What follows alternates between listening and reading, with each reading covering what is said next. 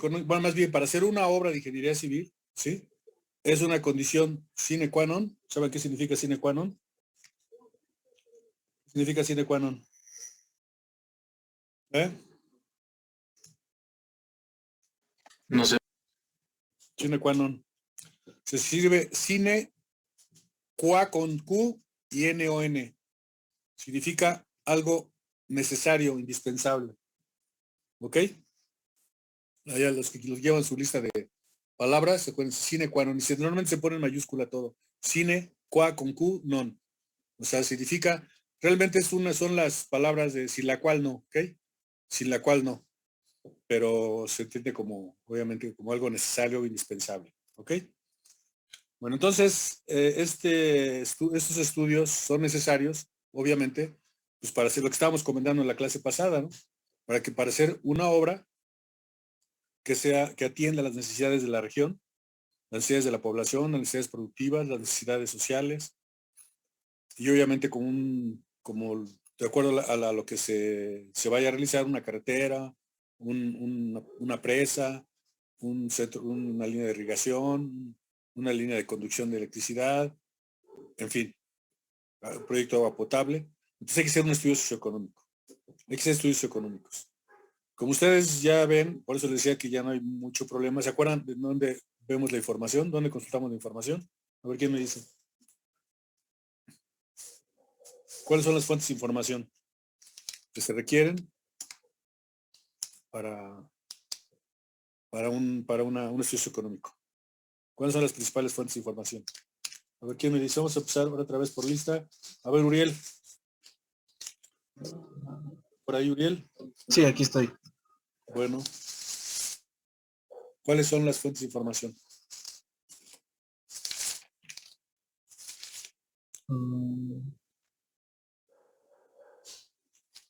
Era lo de... ¿Hay fuentes de información? Las fuentes de información para hacer estudios económicos sobre cualquier región, municipio, estado o el país, ¿dónde se encuentra? Pues está lo del INEGI. El INEGI, fundamentalmente el INEGI. El INEGI es la principal, la institución más importante que genera información estadística de todo tipo. E inclusive es donde se ve la información cartográfica. ¿Sí? ¿Y qué información se tiene? Pues información de vivienda, información de población, información económica, información de pobreza. ¿Dónde vemos las condiciones económicas de la población? ¿En qué parte vemos? A ver, vamos a preguntarle a Manuel Beltrán. Manuel Beltrán.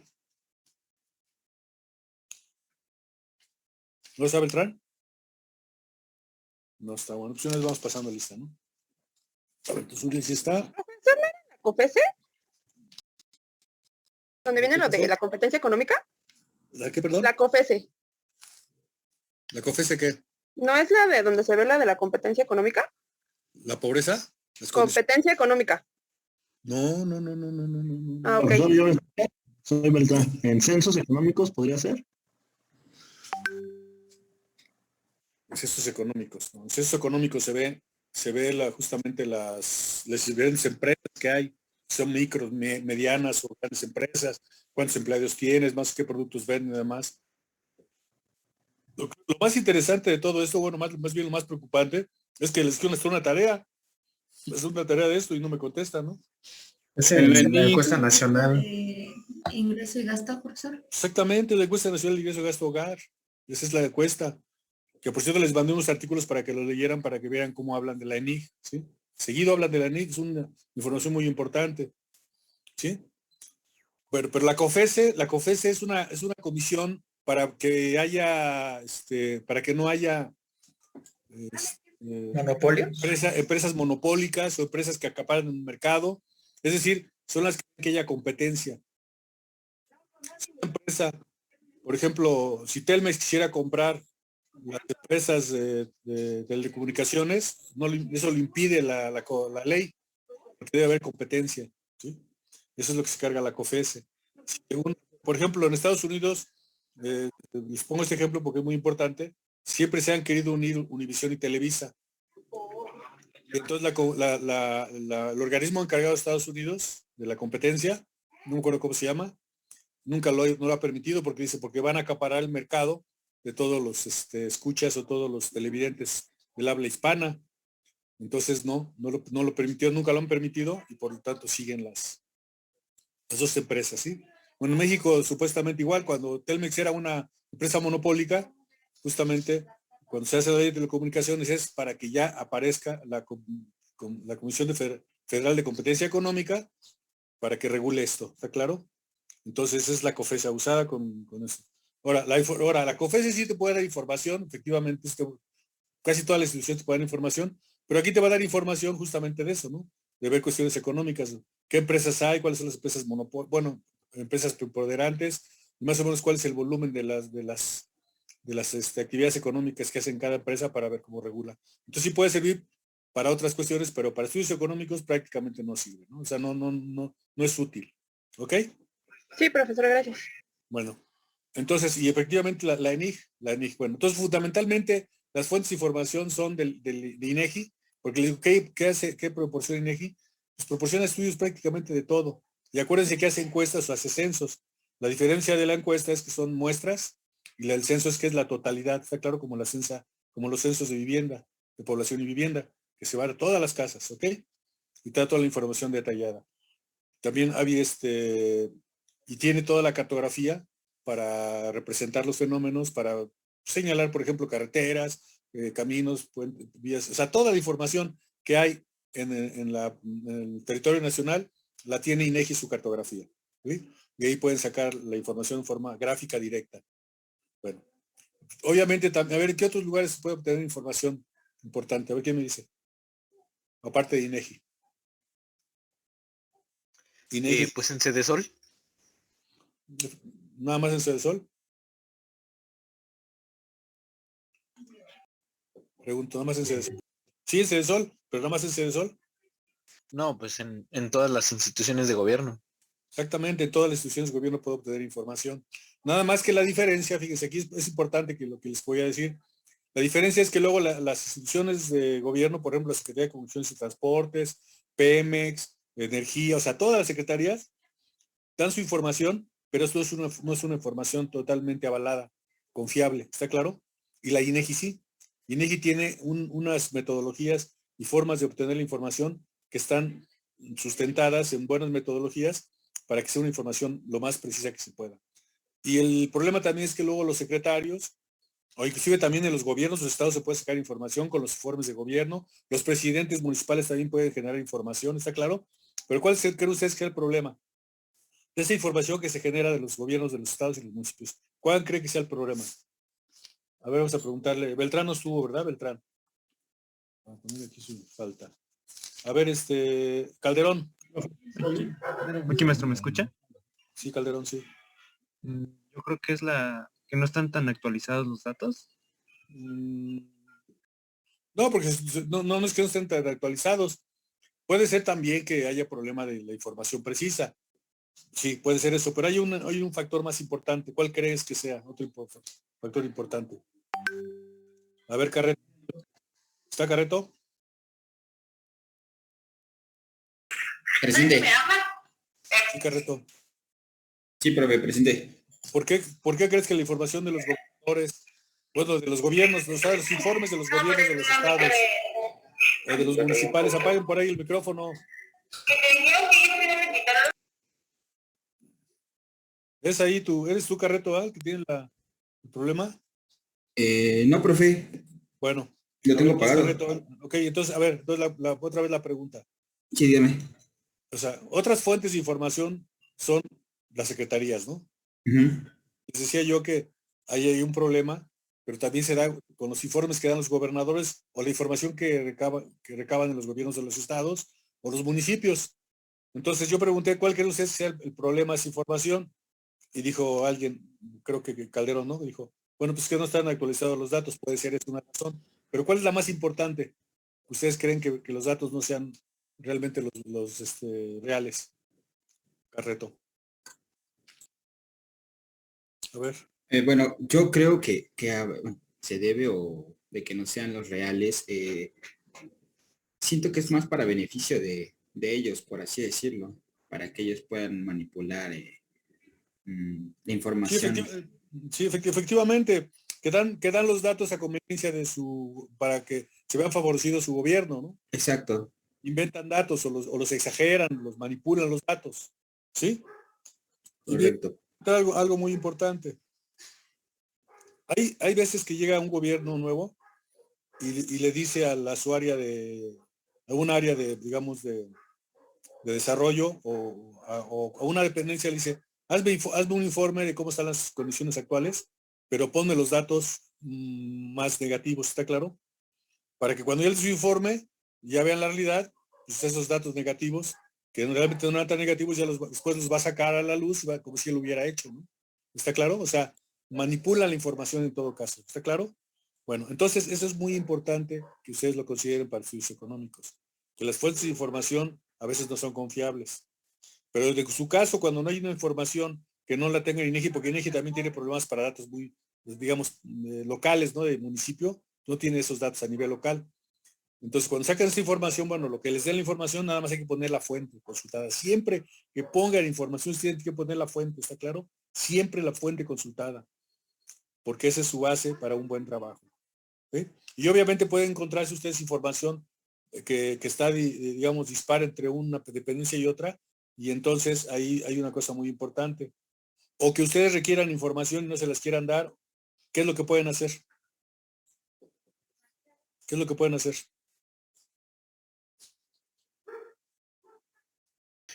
Pues acudir al INAI o a Exactamente, acudir al transparencia. INAI. Exactamente. El INAI es el Instituto Nacional de Acceso a la Información, es decir, ahora ya por ley, eso quiero decirles que les quede muy claro, ya por ley, todas las instituciones de gobierno tienen que dar información que les pide el público general, quien sea, un ciudadano, un investigador, un político, un empresario, un ama de casa, o sea, quien sea, ¿sí? Las instituciones tienen que dar la información para lo que sea. ¿Ok? Y si no se las proporciona, entonces recurren al INAI. Recurren al INAI, me envían un escrito y le dicen, pediste información y no me la quieren dar. Entonces ya después INAI le pide a la institución que te proporcione la información y pudiera ser que a veces hay información que te dicen que es una información que está sujeta a restricciones, ¿está claro? Por cuestiones de seguridad. Por ejemplo, ustedes piden información de cuestiones de delictivas o de expedientes, en algunos casos no te las dan, sobre todo cuando está en proceso. ¿No? Cuando están en proceso, ya cuando pasaron sí te tienen que dar la información de cómo estuvo un caso. ¿Está claro? Bueno, entonces eso hay que tener cuidado. Pero cuando les dicen, por ejemplo, yo cuando pedí información en Tlaxcala para mi tesis doctoral sobre los fraccionamientos, el nombre de los fraccionamientos, el número de departamentos que tenían, la constructora que los hizo, el año, en fin, como unas 20 preguntas que hice sobre los fraccionamientos, me contestaron los ayuntamientos me contestó que era por cuestiones de seguridad. Y le dije, ¿qué problema hay que me digas cuántos departamentos hay? ¿Quién fue la constructora? ¿Está claro? O sea, no tiene ningún problema de seguridad. Metí mi carta al INAI y luego abrieron las puertas, ¿no? ¿Está claro? Aunque bueno, viene otro problema. El problema es que ustedes luego van a pedir información y les dicen, pues sí la tengo, pero ahí están todas las cajas, ¿no? Búscala. ¿Está claro? O sea, ahí está la información, que fue lo que me pasó a mí, que estaba la información ahora. Entonces ahora el gobierno está tratando de que las instituciones le están obligando para que su información la ordenen. En qué se ordenaría una institución? Digo, ¿en qué medios se ordenaría la información de un municipio, de una región, de un estado? ¿En qué instrumento técnico? ¿Quién me dice? Vamos a preguntarle. Muy bien, Carreto. A ver, María Magdalena. María Magdalena, ¿estás? María Magdalena. Porque llevan varias clases que no viene ella. Bueno, ni modo. A ver, Edwin Jesús Domínguez Peña. Aquí, profesor. Ajá. En una base de datos, Sí, pero ¿cómo? ¿Cómo se llama esa base de datos? Acuérdense que aquí ya es información en un municipio, en una región, en una localidad, en una ciudad, en un estado, ¿está claro? O sea, estamos hablando de cuestiones geográficas, ¿no? Entonces, ¿cómo se llama ese instrumento técnico? ¿No? El SIC, ¿Eh? es el SIC, Muy bien, el SIC. ¿Quién dijo? ¿Vega? Vega. Muy bien, Vega. ¿Viste mi correo, el correo que te envié, Vega? Sí, Bueno, abusado, ¿eh? La verdad, abusado, porque ya lo que te digo te lo refrendo, ¿eh? Efectivamente, ¿qué es un SIG? Sistema de Información Geográfica. No. ¿Cómo dicen los fifís o los pirurris? ¿Cómo dicen? Ni idea, profe. ¿No sabe cómo le dicen los pirurris al SIG? ¿No? No. Vaya al Tecnológico Monterrey, vea la NAWAC, vea la Ibero, ahí no son SIGs, ahí son GIS, Geographic Information System, ¿ok? Y así te dicen en serio, ¿eh? Va a ir al GIS, ¿no? O sea, bueno, es el SIG, para nosotros es el SIG, ¿está claro? El Sistema de Información Geográfica. Muy bien, Vega, muy bien. Efectivamente, que es un sistema de información geográfica, es una base de datos que está referenciada a Vega, ¿a qué?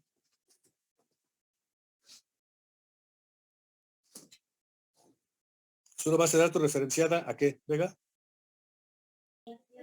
¿A qué? Es como todos los componentes que están vinculados en especial, bueno, ya sean económicos, ambientales. Por eso, pero ser referenciados a qué parte, o sea, esa base de datos, ¿a qué está referenciada?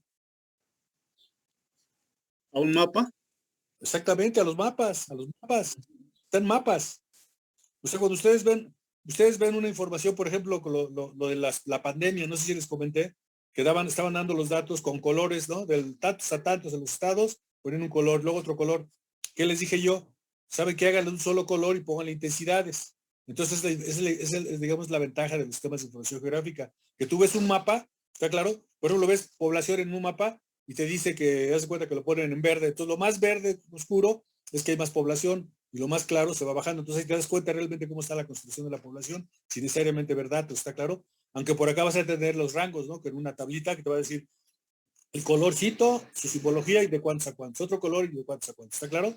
Bueno, entonces lo importante aquí de un GIS, justamente un sistema de información geográfica, lo dije GIS a propósito, ¿eh?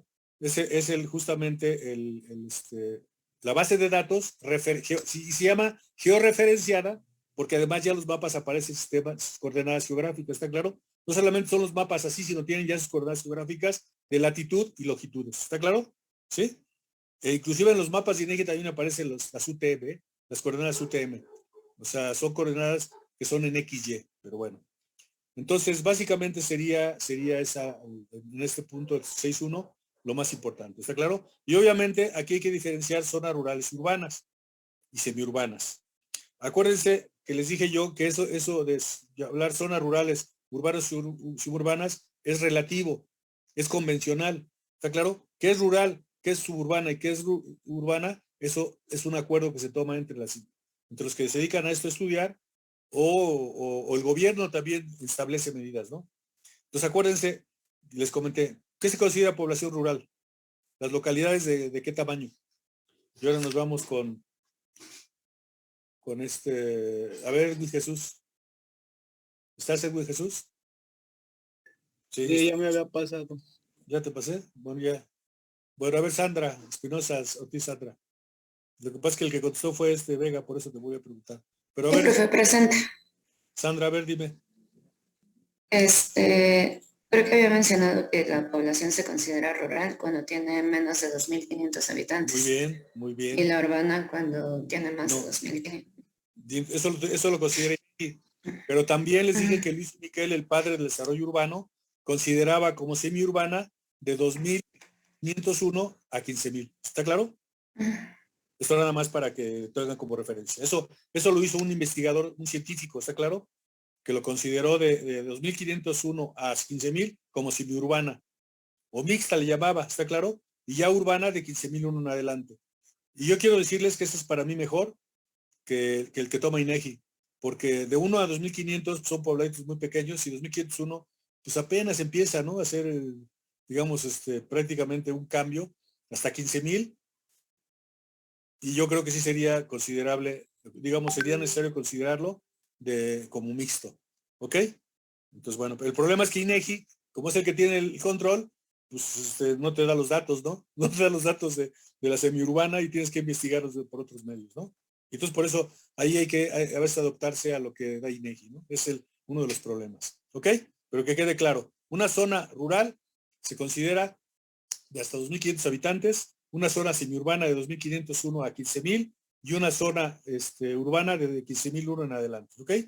Bueno, Entonces, no sé si hay alguna pregunta sobre este punto. Si no hay ninguna pregunta, ¿está todo claro? Entonces ya les di los elementos más importantes, ¿no? Del tipo de información. Y acuérdense siempre, la información, hay que poner la fuente consultada. Siempre, está claro, siempre pongan la fuente consultada. Porque si no la ponen, entonces a la hora de que se quiere verificar no se sabe, y aparte es un trabajo que no tiene mucha validez, ¿no? Porque a lo mejor lo están inventando, o lo sacaron de un texto, a alguien se le ocurrió. En el medio académico, en el medio de los investigadores en el que yo estoy, hay mucha gente que inventa datos, en serio, hay gente que inventa datos. Yo he ido a congresos donde dicen barbaridad y media, y les digo, a ver, ¿dónde sacaste esto? No, bueno, no, a ver, ¿dónde está la información, no? ¿Y dónde está tu información? ¿Sí? Por ejemplo, una vez cuando empezamos a trabajar en Acapulco haciendo un plan director urbano, los arquitectos y los que se dedicaban al desarrollo urbano, cuando había 450,000 habitantes en Acapulco, ellos decían que había 2 millones de habitantes. Imagínense la barbaridad que dijeron, ¿no? Que decían 2 millones de habitantes. Y efectivamente, después yo ya hice una investigación para ver si era real los datos de INEGI, y efectivamente, INEGI es muy preciso en sus metodologías y tiene una información muy confiable. ¿Cómo lo hice yo? Simplemente hice un método indirecto. ¿Está claro? Saqué el número de tomas de agua que había en Acapulco, saqué el número de contratos de luz que había en Acapulco, y con estos dos datos y uno más sobre una referencia de densidad, pude comprobar que efectivamente INEGI tenía bien los datos, y no los 2 millones que estaban diciendo esos tipos, ¿no? Y así ponían 2 millones de habitantes. Entonces cuando yo le cuestioné, y me dice, no, bueno, dice, lo que pasa es que vente en Semana Santa. Digo, no, pero discúlpame, esa es población flotante, esa no se considera en un censo, ¿está claro? O sea, bueno, en fin, trataron de salir del apuro diciendo esa tontería, pero bueno, entonces es muy importante la confiabilidad de la información para los estudios económicos. ¿Ok? Y obviamente, para identificar, me voy al siguiente punto, para identificar qué obras de infraestructura, ¿sí? En una localidad urbana, semiurbana y rural. ¿Está claro?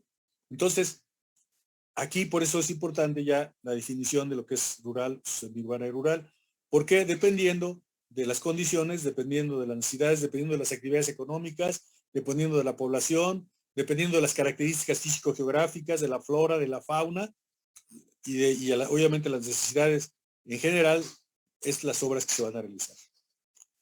Y entonces, nosotros podemos, por ejemplo, hacer estudios para ver, por ejemplo, las condiciones del desarrollo agropecuario de una región, en donde hay a lo mejor ríos o arroyos y demás, o hay agua subterránea, y bueno, pues entonces el ingeniero entra para hacer esas obras a partir de los estudios económicos. Pues así quiero dejarles claro que finalmente los ingenieros civiles normalmente no hacen los estudios económicos. Si ustedes trabajan en una empresa o en una oficina de gobierno, hay gente que se dedica a esto, pero es importante que ustedes lo sepan, para que eventualmente, si ustedes necesitan hacerlo o van a realizar un trabajo, vean si está bien la información o no está bien la información. ¿Está claro? Y aparte les da un plus el saber esto. ¿Por qué? Pues porque ustedes pueden en algún momento apoyar, y como ingenieros civiles tienen mejores criterios para poder decidir qué acciones hay que tomar en el desarrollo del país, ¿no? Porque acuérdense que las obras de ingeniería civil son la base del desarrollo económico del país. O sea, todas las obras de ingeniería civil es lo que le da sustento al crecimiento, lo que le da un soporte a la actividad económica, ¿sí? Y lo que le da un soporte para el bienestar en general de la población. ¿Está claro? Desde las vías de comunicación hasta los grandes edificios y pasando por todas las obras que se requieren. ¿Sí? Bueno, entonces, aquí nada más en esta parte del 5.2, es importante ver eso que se dice, de identificación de las obras, ¿no? Por ejemplo, si ustedes ven una zona rural que tiene, digamos, muy poca producción agrícola, porque no hay agua, pasa un río, ¿sí? Pero el río no tiene, digamos, o sea, no se aprovecha el agua del río. ¿Qué se puede hacer? ¿Qué se puede hacer con ese río para una zona agrícola? A ver, vamos a preguntarle ahora a Elizabeth García Martínez. ¿A partir de qué? Ajá, por eso. Y luego, ingeniero civil. Ah, muy bien. O también, no más tuberías que otra cosa. Canales. Canales, acuérdense, canales, ¿sí? Tuberías y canales, ¿sí? Y normalmente en las zonas rurales es a través de canales. Y está muy bien. Haces una obra de captación de agua, o inclusive también, ¿qué puedes hacer? ¿Qué se puede hacer? Si es un río que más o menos tiene un buen volumen de agua que corre, digamos, en el tiempo, cuando llueve, o prácticamente que tiene siempre algo de caudal, ¿qué se puede hacer? ¿Qué obra se puede hacer? Una represa. Exactamente. Puede ser una represa, puede ser un bordo. ¿Saben lo que es un bordo, verdad? Eso lo vamos a ver más adelante. ¿Saben lo que es un bordo? Puede ser un bordo, una represa, puede ser y una presa, ¿no? Y una presa, ¿ok? Y obviamente, ¿dónde se elige la presa?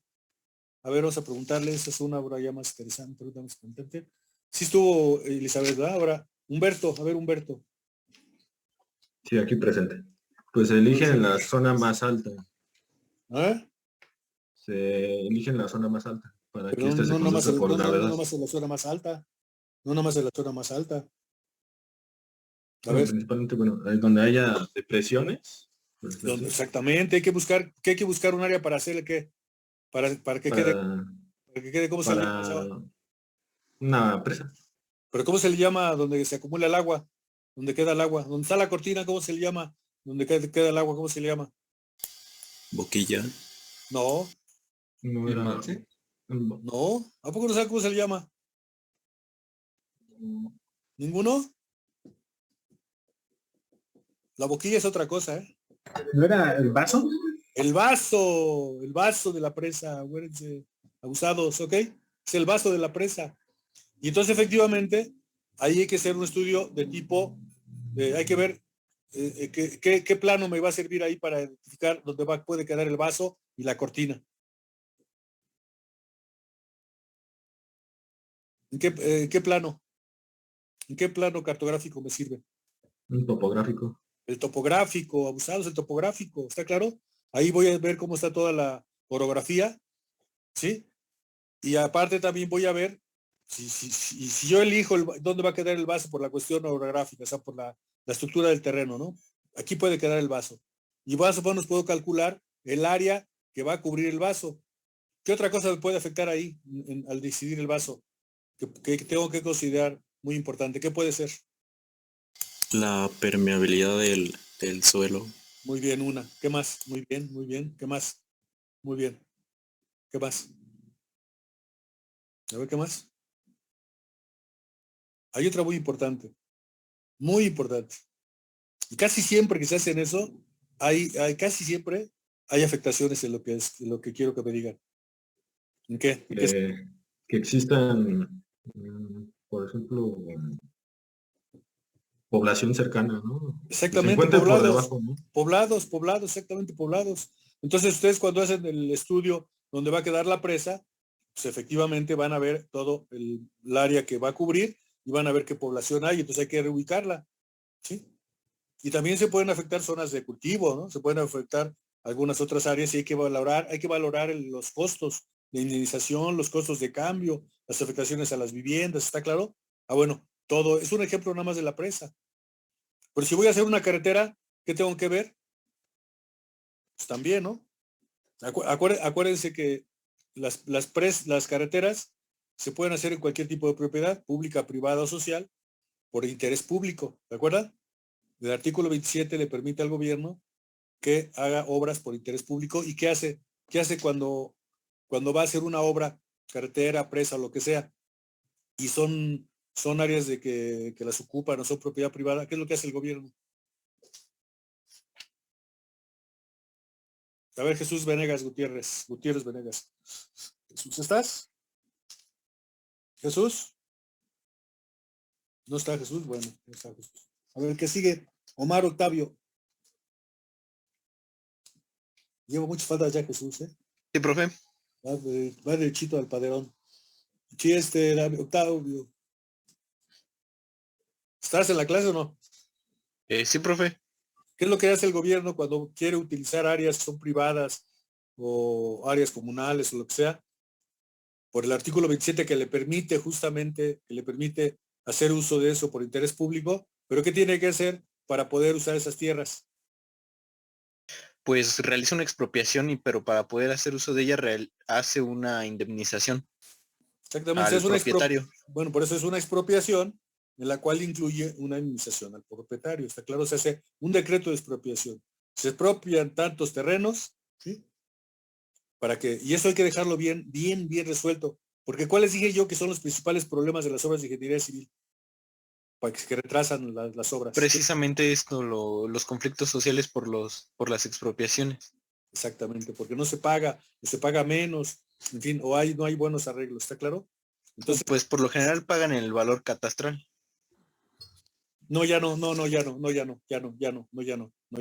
Y eso, y qué bueno que lo dices, ¿eh? Si a ustedes les toca asesorar a algún grupo de campesinos o a un grupo privado, o a ustedes mismos, quien sea, y que les vayan a expropiar, eso ya no está en la ley, ¿eh? El valor catastral, porque además el valor catastral debe de ser ya equiparado al valor comercial. Pero si no está equiparado el valor catastral por el valor comercial, la ley que dice tiene que pagarlo a valor comercial, ¿eh? ¿Sí? Ya no, eso ya no existe. Eso es valor catastral. ¿Está claro? O sea, les digo Ok, esto porque eso era antes, ¿no? Ahora ya no. Y esos son los engaños. Miren, luego los líderes justamente hacen eso. Dicen, vamos a ver que nos paguen. Nos van a pagar por el valor catastral. Vamos a luchar por un poco más. Les pagan por comercial y pues se clavan la lana, ¿no? Así se los digo. ¿Ok? Bueno, entonces, abusados. Ya no hay eso de valor catastral. Es valor comercial. ¿Sí? Valor comercial. Y bueno, nada más una pregunta para su conocimiento. Cuando se hace una expropiación, ¿quién se encarga de hacer el avalúo?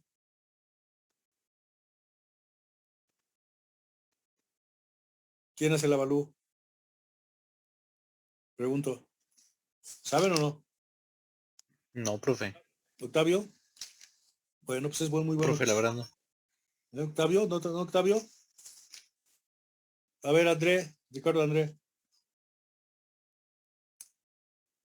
Sí, profesor. ¿Quién hace el avalúo para el pago de tierras de expropiación? ¿No lo hace Hacienda? No, ¿verdad? No, Hacienda no. No. A ver, ¿quién cree usted que lo debería hacer? El avalúo. ¿Sedubi? No. Hay una dependencia a nivel federal que se encarga de hacer avalúo